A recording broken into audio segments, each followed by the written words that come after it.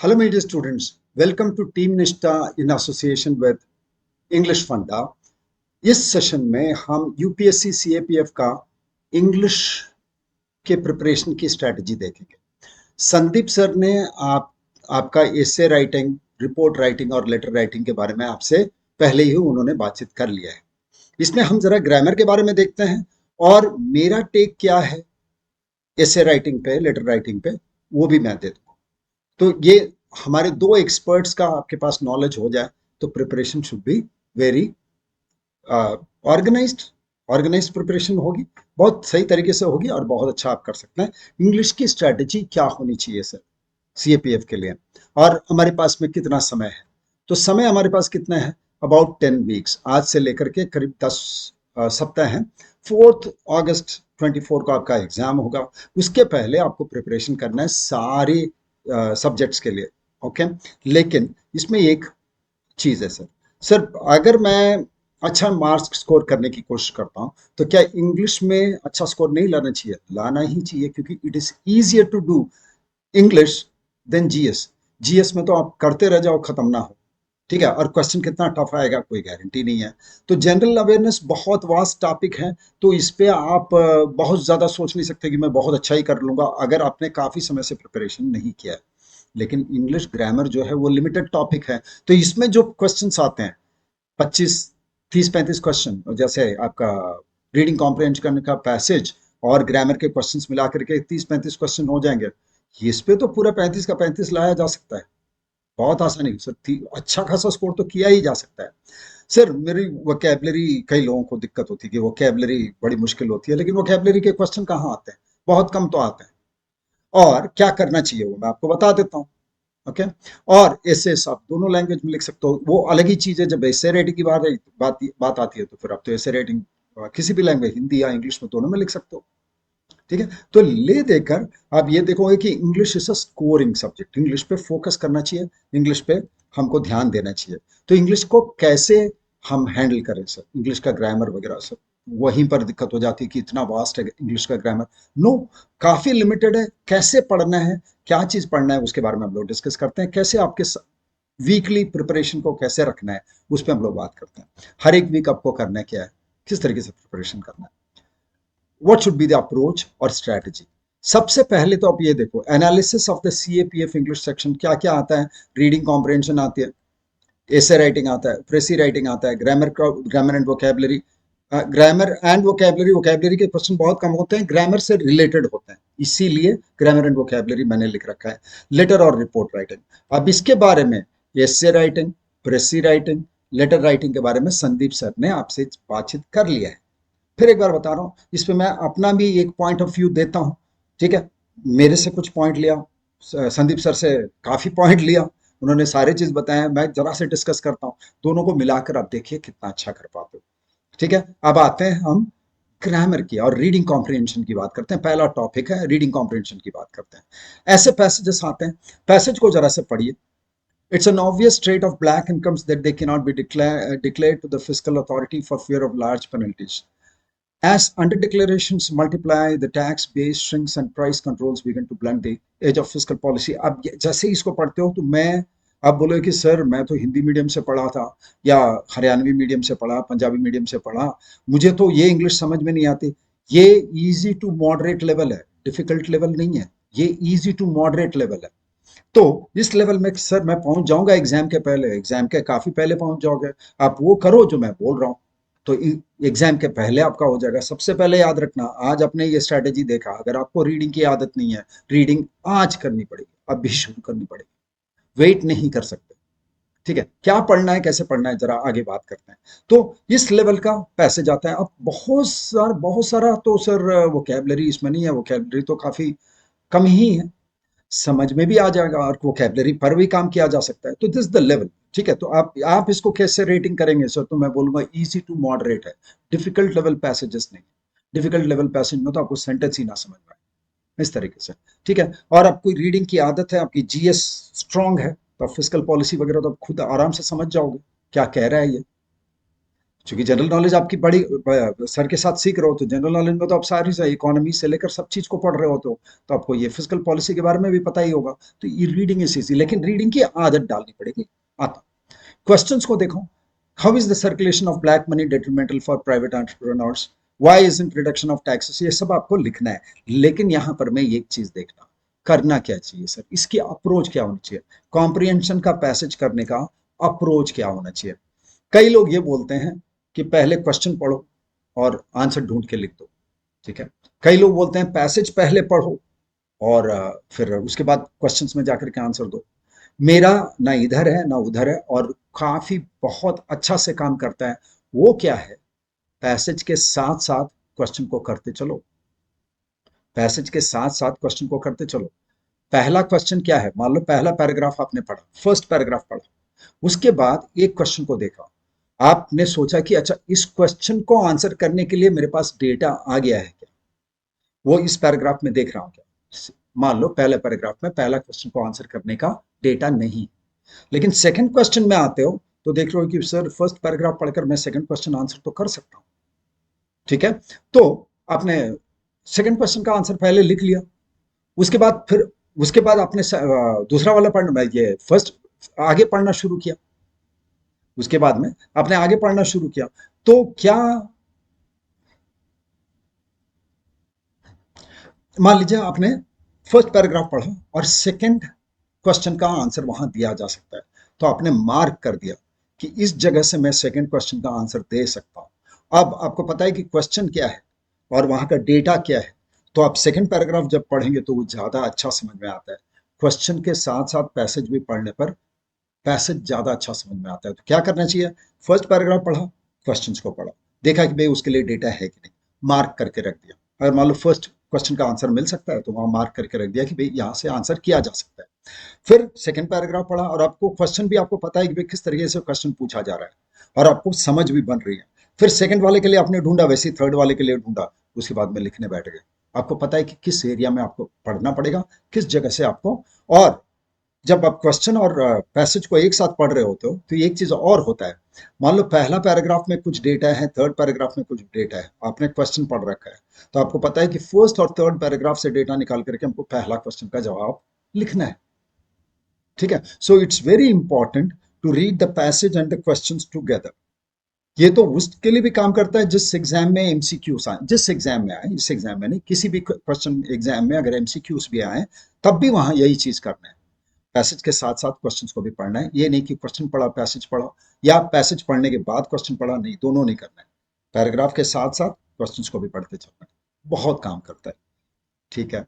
अच्छा, क्वेश्चन के आंसर्स में सर मुझे करना क्या चाहिए, कम लिखना है, ज्यादा लिखना है, कैसे करना है। हर क्वेश्चन को, हर क्वेश्चन का फोकस होता है, उसकी उसकी एक स्कोप होती है, ठीक है। इस क्वेश्चन का स्कोप होता है, मतलब उसका एक रेंज होता है, कहां से कहां तक लिखा जा सकता है, उसके अंदर ही आपको लिखना है, ठीक है। How is the circulation of black money detrimental for private entrepreneurs? तो प्राइवेट एंटरप्रेन्योर्स के बारे में ही लिखना है, ना कि और किसी के बारे में। और किसी के लिए डेट्रीमेंटल है तो उसको नहीं लिखना है, आपको प्राइवेट एंटरप्रेन्योर्स के बारे में ही लिखना है। तो फोकस करना है कि क्वेश्चन का फोकस जो है उसी के ऊपर में ही हम क्वेश्चन का आंसर देंगे, ठीक है। स्ट्रैटेजी क्या है सर, रीडिंग कॉम्प्रिहेंशन की स्ट्रैटेजी क्या है, 10 सप्ताह है तो क्या करना चाहिए। फर्स्ट और सेकेंड वीक में कॉम्प्रिहेंशन के कॉन्सेप्ट्स को सीखना चाहिए। सर ये कॉन्सेप्ट कौन सिखाएगा, आंसर लिखने कौन सिखाएगा, मैं सिखाऊंगा। अगर आपने सीख नहीं रखा है तो, अगर ऑलरेडी सीख रखा है तो उस कॉन्सेप्ट को अप्लाई करना है। Practice at least one passage every day with a target of 10 passages every week. हर सप्ताह में आपको 10 पैसेज कम से कम करना है, हर दिन कम से कम एक पैसेज का आंसर आपको लिखना है। थर्ड और फोर्थ वीक में कंटिन्यू द प्रैक्टिस, सेम चीज प्रैक्टिस ही करते जाना है। और 7th to 10th वीक में मॉक टेस्ट देना है। अब मॉक टेस्ट में क्या करना चाहिए, stick to the strategy of taking the exam. आपने 7 से लेकर 10th वीक तक में आपने 3-4 मॉक दिए। अब 3-4 मॉक में आपने जो बना के रखा है, प्लान बना के रखा, मैं ऐसे ही मॉक को अटेम्प्ट करूंगा, इस क्वेश्चन को पहले, जैसे ऐसे राइटिंग में अगर आई तो मैं लेटर राइटिंग करूंगा, उसके बाद रिपोर्ट राइटिंग करूंगा, उसके बाद ऐसे लिखूंगा। तो इसी अप्रोच को ही रखना है मेन एग्जाम में, मेन एग्जाम में जाकर चेंज नहीं करना है, और उसको तय करना है कि मैं मॉक टेस्ट में ये देखूंगा कि किस किस पार्ट को मैं पहले ट्राई करने जा रहा हूँ, किससे मेरा टाइम बचता है, किस में मेरे को ज्यादा मेहनत लगता है। ठीक है, तो उस अनुसार जो क्वेश्चंस फिनिश हो सकते हैं उसको पहले कर लेना, वो स्ट्रेटेजी बना लेना है। उसके बाद में आपको मॉक टेस्ट देना है, तो मॉक टेस्ट से वो स्ट्रेटेजी आपकी क्लैरिटी आ जानी चाहिए। अब हम आते हैं ग्रामर पे।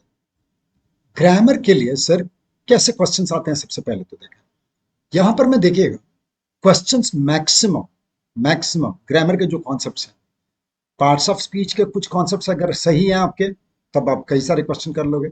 Subject verb agreement, active passive, वही वॉइस और नरेशन की अगर जानकारी हो तो इस पेपर को बहुत आसानी के साथ निकाला जा सकता है। Subject verb agreement, voice, narration और बेसिक टेंस वगैरह के कॉन्सेप्ट्स हों तो आप इस एग्जाम को बहुत आसानी से क्लियर कर सकते हो। अगर आपने कभी भी ग्रामर नहीं पढ़ा तो मैं आपको ग्रामर पढ़ा दूंगा, दिक्कत नहीं है। Get in touch with Sandeep sir, Sandeep sir का नंबर दिया हुआ है डिस्क्रिप्शन बॉक्स में, उनसे आप बात कर लो, मैं मदद कर दूंगा आपकी। वरना बिल्कुल ही आसान है, अगर आपने कहीं पर प्रिपरेशन किया है तो इससे आसान कुछ नहीं हो सकता। सर वोकैबुलरी की क्या बोलबाला है, बहुत कम क्वेश्चंस आते हैं, जो भी आते हैं वो एक छोटे से लिस्ट से भी काम बन सकता है, और हमारे पास काफी टाइम अभी इसके लिए है। जरा से क्वेश्चंस को देखते हैं। नो डैश नो गेन्स, अब इस क्वेश्चन में जरा से प्रॉब्लम है, क्योंकि ये गेन्स नहीं होता है, गेन होता है। नो पेन नो गेन, ठीक है, अगर दर्द नहीं तो फायदा भी नहीं, मतलब मेहनत करोगे तभी फायदा मिलेगा। अब सेकंड वाला तो सब्जेक्ट वर्ब एग्रीमेंट का ही क्वेश्चन है। None of these books dash in circulation today. अब नन जब सब्जेक्ट बनता है तो मैं सिंगुलर या प्लूरल दोनों लिख सकता हूं, लेकिन टेंस की अगर बात करोगे तो इस एडवर्ब को देखोगे, एडवर्ब टुडे में लिखा हुआ है, मतलब प्रेजेंट टेंस ही चाहिए, तो none of these books, are लिखो इज लिखो कोई फर्क नहीं पड़ेगा, लेकिन सेंटेंस सही हो जाएगा। क्योंकि क्या बोल रहा है, with the appropriate form of be, be verb का सही फॉर्म लिखो।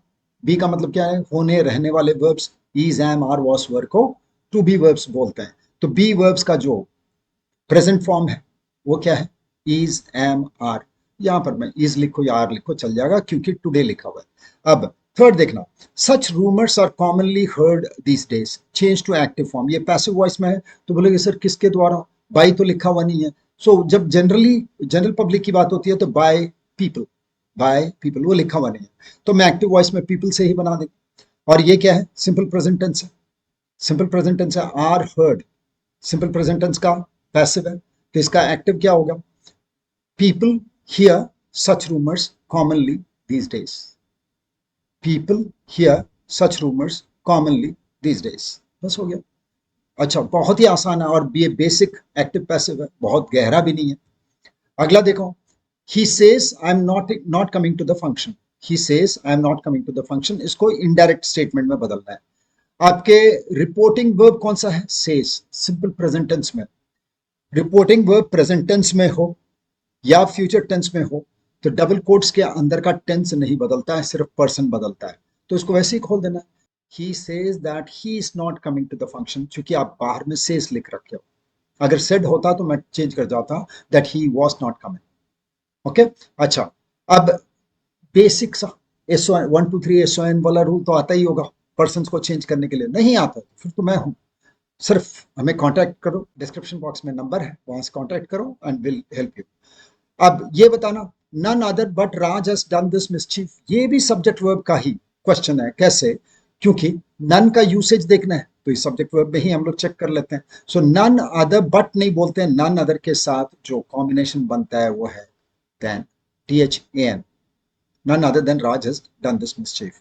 Now, सिक्स्थ क्वेश्चन में आना, इसमें आपको change it into interrogative sentence बोलता है, इसको इंटरोगेटिव सेंटेंस में क्वेश्चन में बदलना है। अब क्वेश्चन में भी कई तरीके से बदला जा सकता है, बहुत ही आसान है, लेकिन आपको फॉर्मेट आना चाहिए। लेकिन बेसिक ग्रामर ही कैसे शुरू होता है, parts of speech, types of sentences, parts of speech के बाद सेकंड क्या सीखोगे, सेंटेंस कैसे लिखे जाते हैं, टाइप्स ऑफ सेंटेंसेस। तो इंटरोगेटिव सेंटेंस के लिए क्या आने चाहिए, पहले पहले वर्ब्स आने चाहिए, उसके बाद सब्जेक्ट, उसके बाद बाकी वर्ब्स। सो सिर्फ neither she nor her husband was present for this ceremony, was she or her husband, was either she भी कर सकता हूं, इधर को छोड़ भी सकता हूं, was she or her husband present for the ceremony, question mark हो जाता, बहुत इजी है। अब सेवेंथ का देखो, बेसिक टेंस की क्वेश्चन है, they come to the park regularly, they come to the park regularly, change to past tense, project it as a routine past activity. अब रूटीन पास्ट एक्टिविटी दो तरीके से दिखता है, यूज टू के साथ भी लिख सकता हूं या सिंपली सिंपल पास्ट टेंस लिख, सिंपल पास्ट टेंस से भी रूटीन वर्क दिख सकता है और यूज टू के साथ भी दिख सकता है। तो they use to come to the park regularly, वो भी हो सकता है, they come to the park regularly, कुछ भी लिखोगे तो सेंटेंस सही है। बहुत इजी इजी क्वेश्चन। अच्छा, 8 क्वेश्चन क्वेश्चन टैग का है। क्वेश्चन टैग का बहुत ही आसान कॉन्सेप्ट, बहुत ही जल्दी सीखा जा सकता है। अगर आप नहीं जानते हो तो जानते हो तो बहुत ही इजी है। They know you, don't they, present tense है इसलिए, और एक वर्ब है, एक वर्ब है, तो एक वर्ब होने पर हम क्या करते हैं, डू डस डिड का यूज करते हैं। तो दे नो यू, डोंट दे। अगर बी वर्ब होता तो बी वर्ब लिख देता, चूंकि बी वर्ब नहीं है, B is am are verb नहीं है, इसलिए डू लिखना पड़ेगा। So they know you, don't they. Now we fashion these artifacts out of waste material, change it into passive voice। तो we को पीछे लाना है, verb के राइट हैंड साइड में लेके जाना पैसिव वॉइस में, तो कैसे लिखना पड़ेगा, these artifacts were fashioned out of waste material by us, नहीं लिखेंगे क्योंकि जनरली लिखा है, या बायस लिख भी दो, कोई फर्क नहीं पड़ता, बायस लिखो या नहीं लिखो फर्क नहीं पड़ेगा, ठीक है।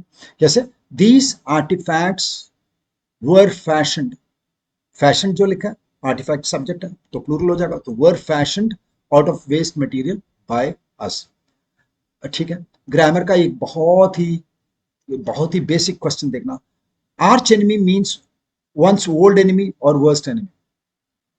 सिर्फ क्रिकेटिंग सेंस में ही अगर देख लोगे या टेनिस के सेंस में देख लोगे, जोकोविच और नदाल, जोकोविच और नदाल की अगर हम लोग बात कर लें, वो आर्च एनिमीज है, मतलब वर्स्ट एनिमीज है, मतलब प्लेग्राउंड में दोनों एक दूसरे के कट्टर दुश्मन।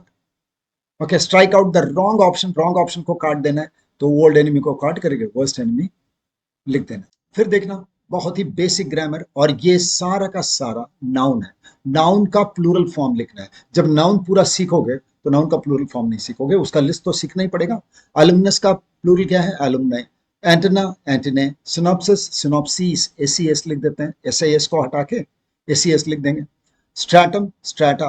Fungus, fungi. और कोई भी सेंटेंस लिखोगे, चूंकि प्लूरल लिख रहे हो, सबके साथ प्लूरल वर्ब लिख देंगे। The alumni are coming to our school this month. Okay, the antenna surround us. Okay, the synopsis of all the students have been received, and the strata of the soil are कुछ लिखना है, the fungi are beneficial, बहुत ही easy. Okay, now sentence correction की question आती है, इसमें भी same चीज, subject verb agreement, active passive और नरेशन, उसी का ही अगर ध्यान करेंगे तब भी हो जाएगा। यहां देखना, several, don't make any unnecessary changes, unnecessary changes नहीं करना है, सिर्फ अगर गलत है, बहुत ज्यादा गलत है तो सही करना है। तो देखते हैं, कई सारे सेंटेंस तो यूं ही सही होंगे, ठीक है, तो उसमें हल्का फुल्का चेंज करना है, या वरना सेम सेंटेंस को ही लिख दो, कोई दिक्कत नहीं है। देखो, several defence aircraft have crashed recently. अगर आप नाउन प्रोनाउन का लिस्ट जैसे पुराने वाले में, इसके पहले वाले क्वेश्चंस में देख रहे थे हम, अलुमनस, अलुमनाई वगैरह का, उसी लिस्ट में ये भी मिल जाएगा। एयरक्राफ्ट का प्लूरल एयरक्राफ्ट ही होता है, एस नहीं होता, एयरक्राफ्ट नहीं होता। डियर का प्लूरल डियर ही होता है, स्वाइन का प्लूरल स्वाइन ही होता है, कुछ एनिमल का प्लूरल्स ही नहीं होता है, सिंगुलर प्लूरल दोनों वैसे ही होता है। एयरक्राफ्ट का भी वैसे ही, aircraft aircraft. Okay, offspring of spring.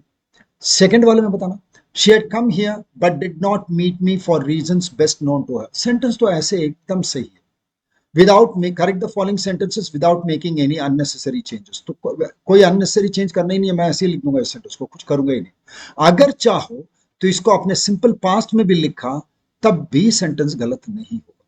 मान लो आपने चेंज कर ही दिया, बोले कि भाई सर पास्ट टेंस की जरूरत नहीं है, पास्ट परफेक्ट की जरूरत नहीं है, मैं सिंपल पास्ट लिख दूं, दोनों तरीके से सेंटेंस काम कर जाएगा, दोनों मीनिंग से सही है सेंटेंस। तो she was here but did not meet me for reasons best known to her, या तो ये, या she had come here but did not meet me for reasons best known to her, दोनों तरीके से सेंटेंस सही है। तो आप रिपीट भी कर देते सेम सेंटेंस को, तब भी गलत नहीं होता। थर्ड सेंटेंस, सर फिर वही subject verb agreement. He is one of the most promising pupil of my class। जब भी वन ऑफ बोलूं या ग्रुप ऑफ बोलूं, कुछ भी जब बोलूंगा, तो कई सारी चीजों से ग्रुप बनेगा, या कई सारी चीजों में से एक निकालूंगा, या एक चीज से एक निकालूंगा। अब जब भी बोलोगे सर कई सारी चीजों में से एक निकालूंगा, तो वन ऑफ द बुक्स बोलूं या वन ऑफ द बुक बोलूं, किताब से एक या किताबों में से एक, अब बोलोगे सर किताबों में से एक, तब तो मुझे जब भी वन ऑफ अगर बोलूं या टू ऑफ बोलूं, थ्री ऑफ बोलूं, कैसे भी बोलूंगा, किताबों में से होना चाहिए ना, लड़कों में से होना चाहिए ना। तो यहाँ पर मैं one of the most promising people's कर देंगे तो सेंटेंस सही हो जाए। स्टूडेंट, प्यूपल्स कौन होते हैं? स्टूडेंट, स्टूडेंट्स में से एक। फोर्थ सेंटेंस में आना, candidates must get all items of clothes ironed before packing them for the excursion. अब इस वर्ड का फर्क है, ये भी नाउन का ही लिस्ट में आता है। क्लोथ्स और क्लोथिंग में फर्क है। okay? क्लोथ्स का मतलब है जो कपड़े हम पहनते हैं, अलग अलग कपड़े, और ये हमेशा प्लूरल होता है, या हर एक आइटम ऑफ क्लोथ को बताता है। शर्ट, ट्राउजर्स, हाँ, गंजी, ठीक है, योर हैट एक्सेट्रा, ये क्लोथ्स बोलते हैं। रेडीमेड कपड़ों को क्लोथ्स बोला जाता है, ठीक है। और क्लोथिंग बोलने पर इसको सिंगुलर मानते हैं, इसको अनकाउंटेबल मानते हैं। क्लोथिंग्स बोलकर कोई वर्ड नहीं है। क्लोथिंग भी पहनने वाले कपड़े ही, पहनने वाले कपड़े को ही क्लोथिंग भी बोलते हैं और क्लोथ्स भी बोलते हैं, लेकिन क्लोथ्स बोलने पर रेडीमेड कपड़े, और क्लोथिंग बोलने पर वस्त्र, क्लोथिंग बोलने पर वस्त्र, पहनने वाले कपड़े। अब ये पहनने वाले कपड़े को चूंकि अनकाउंटेबल है, तो अनकाउंटेबल लिखूंगा तभी मैं क्लोथिंग लिखूंगा, तभी मैं गेट ऑल आइटम्स बोल सकता हूं ऑफ क्लोथिंग। नहीं तो अगर क्लोथ्स कह जाता हूं तो ये ऑल आइटम्स वाले की जरूरत नहीं है, ठीक है, इसको पूरा ही हटा दूंगा। Cadets must get all clothes iron before packing them for the excursion. Items of लिखने की जरूरत नहीं है, क्योंकि कपड़े के हैं तो फिर आइटम क्या, क्लोथ्स आइटम में ही होता है। सेपरेट सेपरेट आइटम को ही क्लोथ्स बोला जाता है। रेडीमेड कपड़े, शर्ट पैंट सबको अलग अलग से। लेकिन अगर आप क्लोथिंग लिखना चाहते हो, क्लोथिंग लिखना चाहते हो, तब तो ऑफ वाली चीज जरूरत पड़ जाएगी। So cadets must get all items of clothing, पहनने वाले कपड़े के हर एक आइटम, पहनने वाले कपड़े के हर एक आइटम, और वो रेडीमेड कपड़े थे, ठीक है। तो या तो ऐसे ही चेंज कर दो, क्लोथ्स को चेंज करके क्लोथिंग कर दो, वरना आइटम्स ऑफ को हटा दो। ओके, नाउ फिफ्थ, फिर सब्जेक्ट वर्ब एग्रीमेंट देखना। Uneasy lies the head who wears the crown. Who क्या है? रिलेटिव प्रोनाउन, जो सब्जेक्ट वर्ब एग्रीमेंट में ही सीखेंगे और लोगों के लिए यूज किया जाता है, और ये हेड को दिखा रहा है, तो सेंटेंस गलत है सर। तो यहां पर मैं क्या लिखना चाहिए? विच या दैट लिखना चाहिए, विच या दैट लिखना चाहिए, काम खत्म हो जाएगा। Uneasy lies the head that wears the crown, और विच वेयर्स द क्राउन, कुछ भी लिखेंगे तो कोई फर्क नहीं पड़ेगा। ओके, तब सर अगर ऐसा ही है, ग्रामर इतना ही आसान आता है, तो ग्रामर का स्ट्रेटजी भी बता दो। फर्स्ट से सेकंड वीक अगर आपने ग्रामर नहीं सीखा है, तो आज इस वीक से आपको शुरू करना पड़ेगा। Parts of speech, nouns, subject verb agreement and pronouns, इतने टॉपिक्स आपको एक सप्ताह के अंदर कंप्लीट कर लेना है। आप हमारे ऐप पर भी ये सीख सकते हो, संदीप सर से कांटेक्ट कर लो, ऐप में आ जाओ, हम सारे कॉन्सेप्ट आपको सिखा दें, या कोई किताब आपके पास है तो वहां से पढ़ना सीखो। फिर थर्ड और फोर्थ वीक में आपको क्या करना चाहिए? Tense, pronoun, adjective, adverb, modifier, ये सारे टॉपिक एक साथ कंप्लीट कर लेना चाहिए। ओके, और प्रैक्टिस तो करते ही चलना पड़ेगा ऐप में या किताब में से, हर हर सप्ताह। और फिफ्थ टू सिक्स्थ वीक आपको क्या करना चाहिए? Learn the rest of the grammar concept, active passive, direct indirect, articles, ये सब लास्ट वीक में सीख लेंगे, क्योंकि एक्टिव पैसिव में बहुत कम क्वेश्चन पूछा जाता है, डायरेक्ट इनडायरेक्ट में बहुत कम क्वेश्चन पूछा जाता है। तो देख रहे हो, अगर आपने इंग्लिश प्रिपरेशन नहीं भी किया, तो मैं फिफ्थ सिक्स्थ वीक में ही पूरा ग्रामर कंप्लीट कर लूंगा। फिर भी हमारे पास 2 सप्ताह का पूरा टाइम मिलेगा पूरे ग्रामर प्रैक्टिस करने का। Seventh to tenth week attempt mock test and stick to the strategy of taking the exam. आप स्ट्रैटेजी वहां बना लोगे, कौन से क्वेश्चन में, कौन से टॉपिक में अच्छा आंसर करते हो, उनको अटेम्प्ट करोगे पहले, जो आप यूजुअली गलत करते हो उसको बाद में अटेम्प्ट करोगे, हो गया, तो ग्रामर भी बनी जाए। अब आता है स्ट्रैटेजी फॉर वोकैबुलरी। कुछ वर्ड्स सीखते चलना, पूरे इतना टाइम है तो कुछ कुछ वर्ड्स तो डेली सीखा जा सकता है। फर्स्ट टू सेकंड वीक इसमें एक कॉन्सेप्ट सीख लोगे तो वोकैबुलरी बहुत स्ट्रांग हो जाता है। The concept of roots, prefixes and suffixes, मूल शब्द, प्रत्यय और उपसर्ग का कॉन्सेप्ट सीख लोगे, बहुत आसानी के साथ वोकैबुलरी बढ़ जाता है। हालांकि बहुत ज्यादा सीखने की जरूरत नहीं है, ये सब ज्यादा जरूरत है। Learn list of nouns, idioms and phrases and one word substitution, एक छोटा सा लिस्ट भी लेकर उसको एक बार रीडिंग करने देने की जरूरत है। लेकिन हर सप्ताह प्रैक्टिस करने की जरूरत है। हर सप्ताह 2 दिन 3 दिन में भी वोकैबुलरी की प्रैक्टिस करने की जरूरत है। 2 sets of vocabulary questions every day. और जो वर्ड आपने सीखा है उसको आप अपने एसे में, लेटर राइटिंग में या रिपोर्ट राइटिंग में यूज करने की कोशिश करो। ठीक है, और ऐसे ही कंटिन्यूस प्रैक्टिस करते चलो। फिर स्ट्रैटेजी बना लो, किस तरीके से वोकैबुलरी आप सीखने जा रहे हो, उसी के साथ स्टिक करो। नाउ राइटिंग, इसके बारे में संदीप सर ने आपको बहुत क्लियरली बता दिया था कि एसेस कैसे लिखना है, क्या करना है, कैसे पहुंचना है। याद रखना, अगर एसेस लिखने के बारे में जरा से अगर ज्यादा जानकारी चाहिए तो क्लासेस अटेम्प्ट करना, सर बता देंगे आपको, और मैं भी अपना कुछ ज्ञान मैं भी दे दूंगा। Okay, strategy for essay writing. लेकिन सर ये एग्जाम्स के पहले मैंने तो सर सब चीज कर रखा है, कितने एसे लिखने चाहिए तो ये करना चाहिए। अगर आपको एलिमेंट्स ऑफ एसे राइटिंग की अगर आपको ये कौन कौन से एस्पेक्ट्स हैं वो पता नहीं है तो उसको पहले सीख लेना चाहिए, संदीप सर से पूछ लेना। और put those elements to use while writing essays. ये एलिमेंट सीखने के बाद उसको राइटिंग में आपको उपयोग करना है। Write 8 essays during the week. इस वीक में आपको 8 एसेस लिखना है। प्रैक्टिस जरा ज्यादा करोगे तो स्पीड में लिखने की आदत बन जाएगी, जल्दी सोचने की आदत बन जाएगी। और इनको एवेल्युएट करवा लो, जो आपने लिखा है उसको टेस्ट करवा लो टीचर से। फिर 3rd to 4th week, write 1 essay every 2 days। ठीक है, हर 2 दिन के बाद एक ऐसे जरूर लिखना, क्योंकि पहला वीक में आपको जरा प्रैक्टिस आ जाएगा, फिर उसको बना के रखना है। Use the words you have learn to write your essay. जो भी शब्द आपने सीखा है उसको ऐसे में यूज करो, और सेम तरीके से प्रैक्टिस करते जाओ। ठीक है, और रिपोर्ट राइटिंग सेम चीज ही है। अगेन एलिमेंट सीख लो, रिपोर्ट राइटिंग के कौन कौन से कॉन्सेप्ट्स हैं उसको सीख लो, और उसको यूज करना है, और वोकैबुलरी यूज करो, और एवेल्युएट कराते जाओ। किसी ना किसी को देखकर, किसी टीचर को देखकर एवेल्युएट कराना जरूरी है। सर आप कर सकते हो, हम भी कर सकते हैं। हम एक चीज सोच रहे हैं एवेल्युएशन के लिए, वो आपको बताऊंगा, लेकिन आप एवेल्युएशन कर सकते हो, संदीप सर से कांटेक्ट कर लेना। Okay, and then precis writing the same thing. ठीक है, तो राइटिंग के लिए संदीप सर से कांटेक्ट कर लो, और ग्रामर के लिए भी संदीप सर से कांटेक्ट करो, वो मुझसे कांटेक्ट करवा देंगे। फिर हम बताते हैं कैसे आपको जो लेना है, अगर आप कोर्स को खरीदना चाहते हो तो, वरना यहीं पर से हो जाएगा। यहाँ पर मैं कुछ कुछ क्वेश्चंस आपके लिए डालता रहूंगा सीएपीएफ के लिए, ग्रामर क्वेश्चंस वगैरह करके 10 15 20 क्वेश्चन डालूंगा। उसको आप देखो कितना अच्छा कर पाते हो। आपको करना है, आंसर्स आपको संडे को मिलेगा। मैं 10 क्वेश्चन डालूंगा, 10 क्वेश्चन बनाकर आपको संडे को, मैंने हर एक संडे को आपको उन 50 60 क्वेश्चन के आंसर्स एक साथ लेना है। ठीक है, देखता हूँ कितने अच्छे कर पाते हो।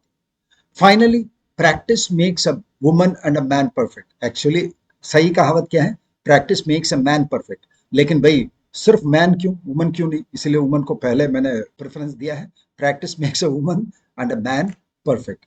ओके, ना टेंशन नहीं लेने का, टाइम मैनेजमेंट करना सीखो। Allocate specific time slots for each type of question during practice sessions. Practice के समय कितना समय लेते हो उस पर बहुत डिपेंड करता है। इससे लिखने के लिए कितना टाइम ले रहे हो, कितना टाइम आपने सेट किया है, उसके अंदर आ पा रहे हो कि नहीं। ओके, एक प्रेसी राइटिंग के लिए और रिपोर्ट राइटिंग के लिए उसी तरीके से फीडबैक लेना जरूरी है। ठीक है, जो भी राइटिंग आपने किया है उस पर फीडबैक लेना जरूरी है। हम एक सिस्टम लाने की कोशिश कर रहे हैं जहां की हम सारे स्टूडेंट्स को फीडबैक दे पाए उनकी राइटिंग पर, कोशिश कर रहे हैं। हो जाता है तो आपको मैं खबर दूंगा। रिसोर्स यूटिलाइजेशन, जितने भी आपके पास संसाधन है उसको यूज करना सीखो। Utilise quality preparatory books, online resources and past papers for a well rounded preparation. ठीक है, आप किताब तो खरीद कर रखते हो, कभी छूते ही नहीं। छूने के लिए बनाओ रास्ता, कब छूना है, कितने चैप्टर्स पढ़ना है वो। और हेल्थ मैनेजमेंट, ये सबसे ज्यादा इंपॉर्टेंट है। हेल्थ पे ध्यान देना जरूरी है। ठीक है, maintain a healthy lifestyle including proper sleep, diet, exercise to ensure peak performance on the exam day. Exam day के पहले इतना ज्यादा काम कर लिया कि एग्जाम के दिन आपको नींद आ रही है, ये नहीं होना चाहिए। ठीक है, बाकी सबके लिए हम हैं। टीम निष्ठा प्लस इंग्लिश फंडा आपके साथ हमेशा है। मेरा नाम है विनोद शंकरन। कॉन्टेक्ट का details description box. Download our app and link is in the. All the best मेरे होनहारों। अच्छा करोगे, 100% अच्छा करोगे। विश्वास रखो और प्रिपरेशन करो और तोड़ डालो।